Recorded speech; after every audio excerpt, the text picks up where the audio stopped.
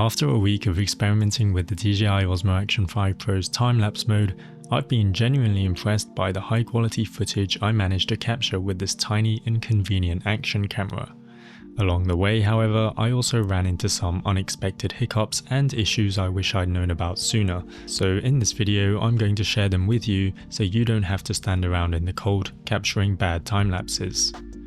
I'll guide you through everything from the absolute basics, like setting up your first time lapse and choosing the right interval, to more advanced techniques such as adding motion blur, handling changing light conditions, and using AI tools to dramatically improve any low quality time lapses you end up with. Before we get started, let's make sure we're all on the same page about what a time-lapse video actually is. A time-lapse is a filmmaking technique where individual frames are captured at set intervals over a longer period and then played back at a normal frame rate. This essentially compresses time, creating a unique and captivating visual effect. Time-lapses are as much a photography technique as they are videography because they're traditionally constructed from stringing individual photos together. However, with the DJI Osmo Action 5 Pro, the camera does all the heavy lifting for you, and you get a processed time-lapse video almost instantly. Note that the Osmo Action 5 Pro also lets you capture hyperlapses, which are a special type of time-lapse shot where the camera is moving over a significant distance, but for this video, we'll be focusing on the classic stationary time-lapse. Let's begin by capturing our first time-lapse on the Osmo Action 5 Pro. I have the camera set up on a tripod, which is really the only accessory you need. Try doing this handheld and you'll end up with shaky footage and a very tired arm. To access time-lapse mode, tap the shooting mode icon in the bottom left corner of the screen and then scroll all the way to the end until you see time-lapse. For now, let's stick with the default settings and hit the record button.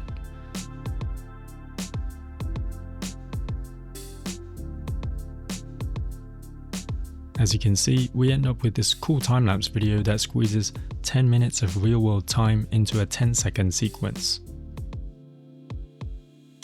By default, the field of view is set to standard D-warp, which corrects the barrel distortion of the camera's ultra-wide lens and keeps straight lines looking straight.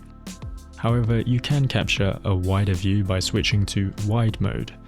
While this can introduce a noticeable fisheye effect, especially in shots like this one, it can be perfect for capturing large, sweeping scenes like a star-filled night sky. Next up is the most fundamental part of any time-lapse, the interval. Simply put, this is how many seconds the camera waits between taking each photo. There aren't any hard rules when it comes to selecting the interval, but as a guideline, faster-moving subjects like crowds tend to benefit from shorter intervals to keep the final video from looking too jumpy. Slower subjects, like a growing plant, need much longer intervals, or else you'll end up with a long, uneventful video. But in general, an interval of about 2 to 3 seconds works very well for a wide variety of scenes. To set the interval, swipe up from the bottom of the screen and you'll see DJI's presets for crowds, clouds, and sunsets, as well as a custom option that lets you choose an interval from half a second up to an hour. Below that, you can select the duration, which determines how long the camera will keep shooting photos. You can even select an infinite duration and stop it manually whenever you like. And if you choose any of the other durations, you can still cut it short and you'll just keep whatever the camera has recorded so far. One way to dramatically change the look and feel of your time lapses is to introduce motion blur by using a lower shutter speed. To do this, you'll need to switch to Pro mode and switch to manual exposure settings.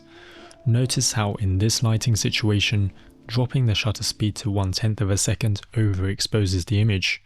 The only way to compensate is by using ND filters, which act like sunglasses for your camera and reduce the amount of light hitting the sensor. With an ND filter in place, I can now shoot a time-lapse at this slower shutter speed and end up with a smoother looking result.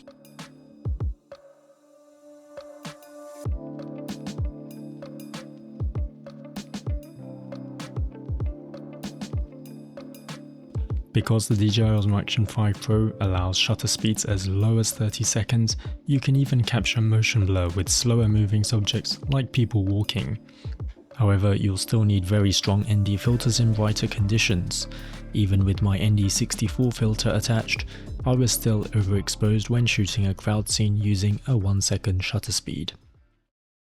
Sunrise and sunset time-lapses, often called Holy Grail time-lapses, earn that name because they're traditionally the ultimate challenge for time-lapse photographers. The dramatic shift in light from day to night or vice versa makes it difficult to balance exposure across the entire shoot. Modern technology has made this a lot easier, but here's an example of a sunset time-lapse shot with the default exposure settings.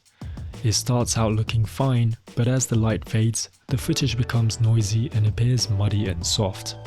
By default, the DJI Osmo Action 5 Pro compensates for falling light by both slowing the shutter speed and pushing the ISO into the thousands, introducing too much noise.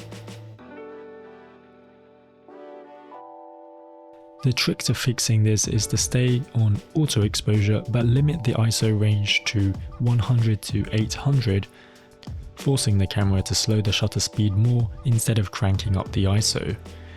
Naturally, the minimum shutter speed will always be shorter than the interval you've set. For instance, if you're shooting with a 2-second interval, the slowest shutter speed will be 1 second. With a 4-second interval, the shutter speed can drop as low as 3 seconds. I therefore highly recommend dialing in the 100 to 800 ISO range.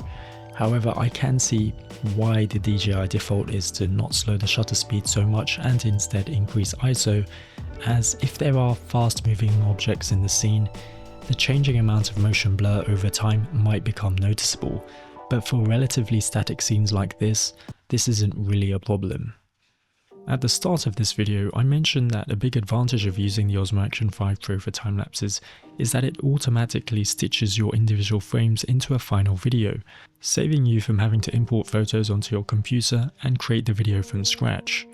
However, the Osmo Action 5 Pro also lets you save each frame as raw DNG files or JPEGs, which will be stored in a separate time-lapse folder on your memory card.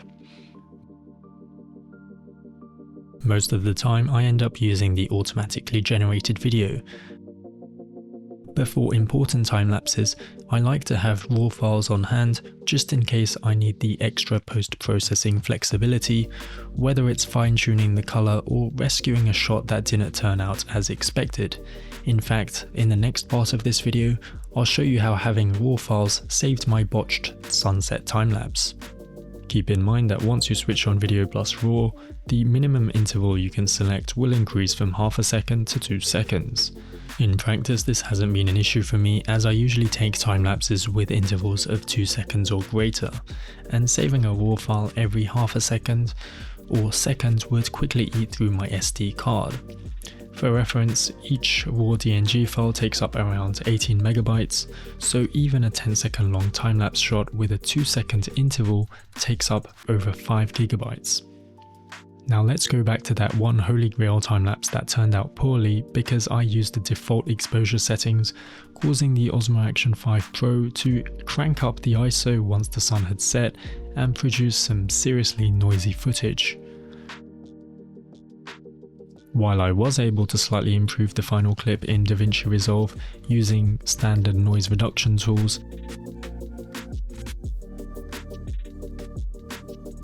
it still couldn't compare to the cleaner results I got by limiting the ISO range to 100 to 800 and forcing a slower shutter speed.